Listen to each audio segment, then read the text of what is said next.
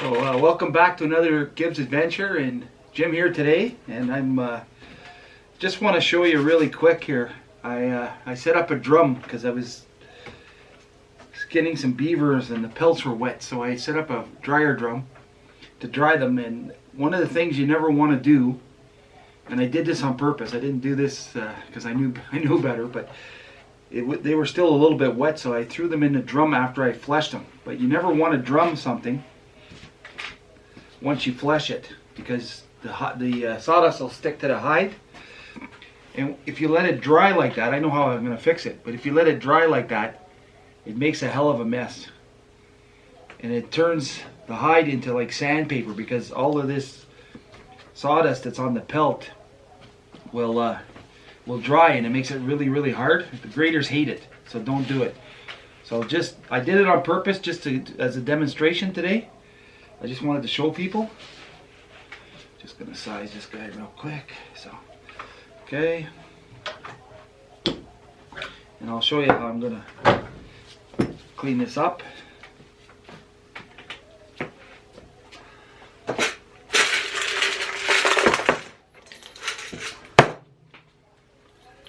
But never ever drum your fur once it's fleshed.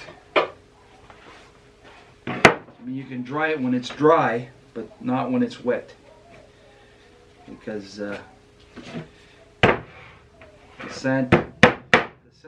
sawdust sticks to the paper or to the hide, and it literally turns it into like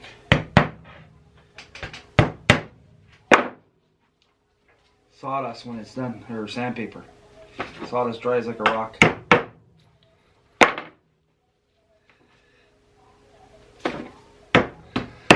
I did this for a demonstration, and I also did it because the beavers were still a little bit wet. And I hate to board wet beaver. So, but I'm gonna, you can spend an awful lot of time trying to clean this up, and the way to do it is not do it in the first place.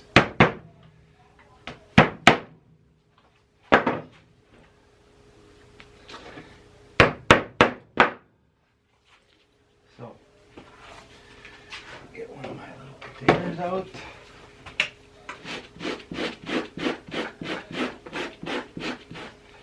So basically what I got to do is scrape it all off.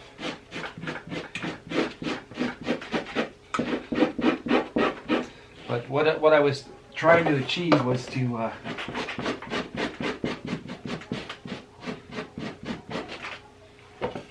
dry up the fur side, because the beaver was put in the skin wet. And for me, there's nothing I hate worse than trying to put a wet beaver on the board.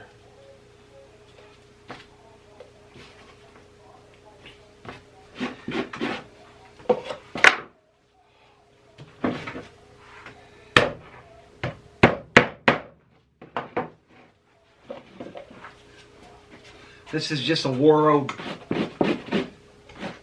beaver knife that I had, and I just use it for scraping.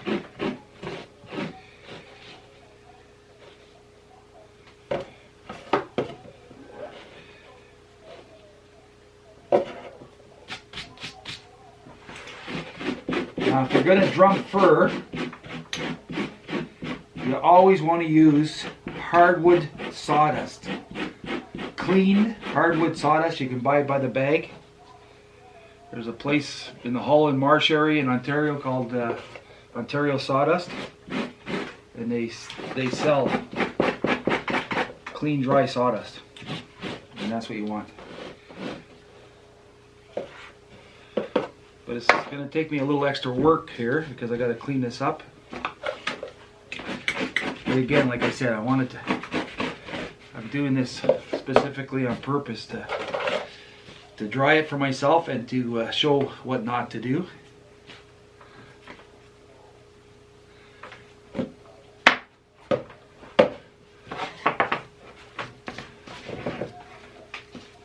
It's also hard on the knife.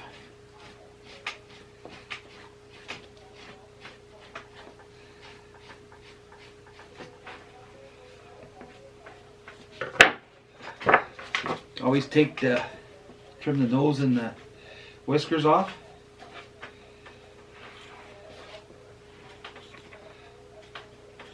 So that little piece here, yellow whiskers.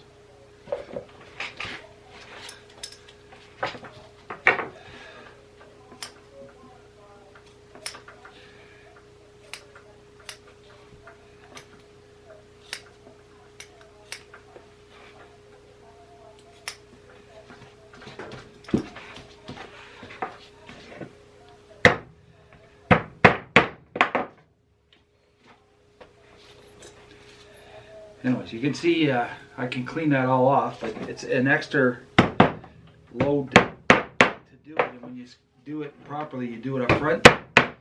You do it before you flush the beaver, and you'll have good results. But if you do it after, like so, you got to do the extra added step here of cleaning up the sawdust.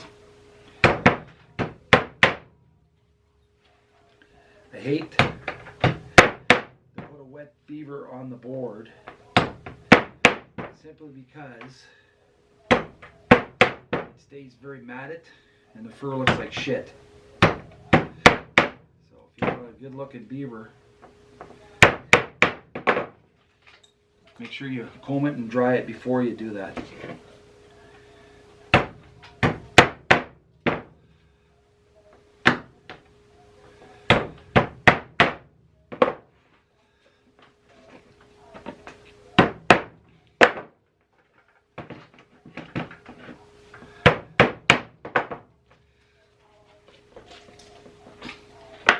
I'll just quickly show and then I'll shut it off. You guys don't need me to see me do all this, but all that sawdust, that's all sawdust that's on the pelt, and it doesn't take too long to really clean it up.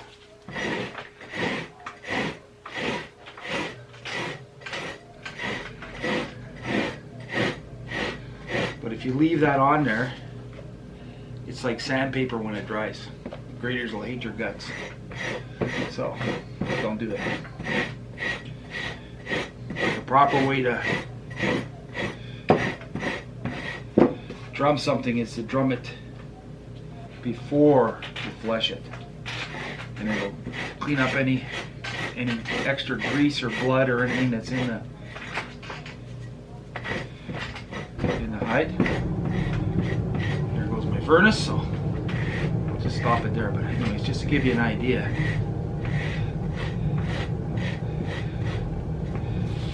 it's quite a bit of sawdust. So I just wanted to show you the finished product here. No sawdust on the pelt whatsoever. It's got to be gone. So if you make that mistake and you drum it after you flush it, you got to take a few minutes and get every piece of sawdust off that thing, because the graders hate it. It dries like sandpaper, and it's really hard on their hand. And when the graders are working, you know, when they've been grading for, especially for a couple of weeks at a time, the skin gets really thin, and it's not nice when you work with stuff like this. And the other thing we absolutely hate is frickin' staples. Staples slice more hands. If you're going to use staples, that's your business, but make sure you get the staples out, because they cut a lot of hands really fast. So don't leave sawdust on a finished pelt, and don't leave staples in your hides if you're using staples. And there you go. Tip of the day.